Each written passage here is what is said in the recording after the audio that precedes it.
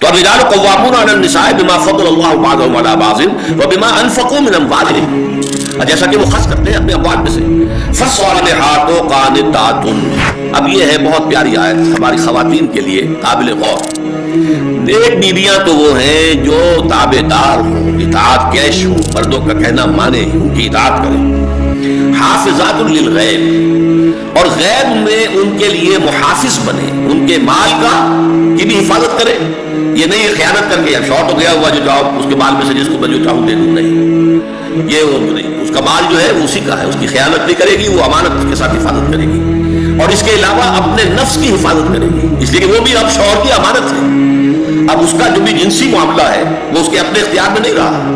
اس کو مل کے بزا کہتے ہیں ہماری فقہ کے اندر، در حقیقت اس کا اختیار کامل اب شوہر کے ہاتھ میں آ چکا ہے. اس کے جنسی اعضاء جو ہے وہ شوہر کے کنٹرول میں ہے. مل کے بزا ملکیت وہ ہے کہ اس کی ہے، لہذا اس میں کوئی خیانت اگر وہ کر رہی ہے تو وہ بھی اس کے خلاف ہو جائے گا.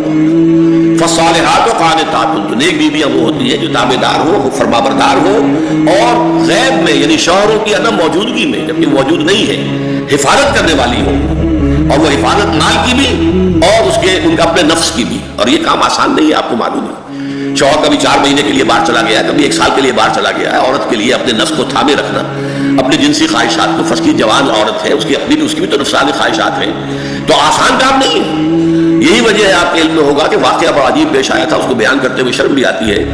حضرت عمر رضی اللہ تعالیٰ عنہ اپنی رات کے گشت میں ایک مکان کے پاس سے گزر رہے تھے تو انہوں نے سنا کہ ایک عورت جو ہے وہ بڑے درد بھرے الفاظ میں کچھ گا رہی ہے.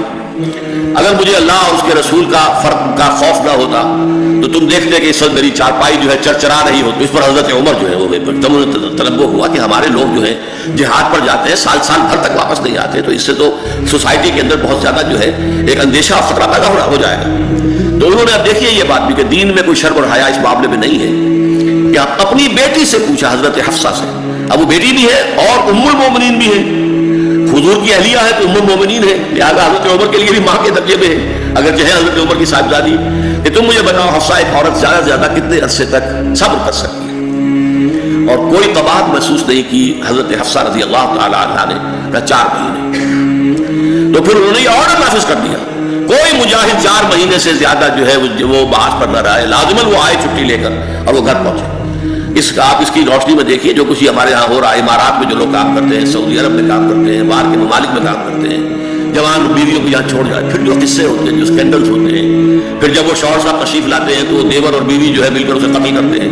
اس لیے کہ یہاں تو دنیا بدل چکی ہے، دیور کے اور بھابھی کے رشتہ فوری بن چکا ہے، لہٰذا وہ قتل بھی کرتے ہیں، مال بھی سارا لے لیتے ہیں. یہ ساری خبریں آپ اخبارات میں پڑھتے ہیں. یہ کیوں ہے؟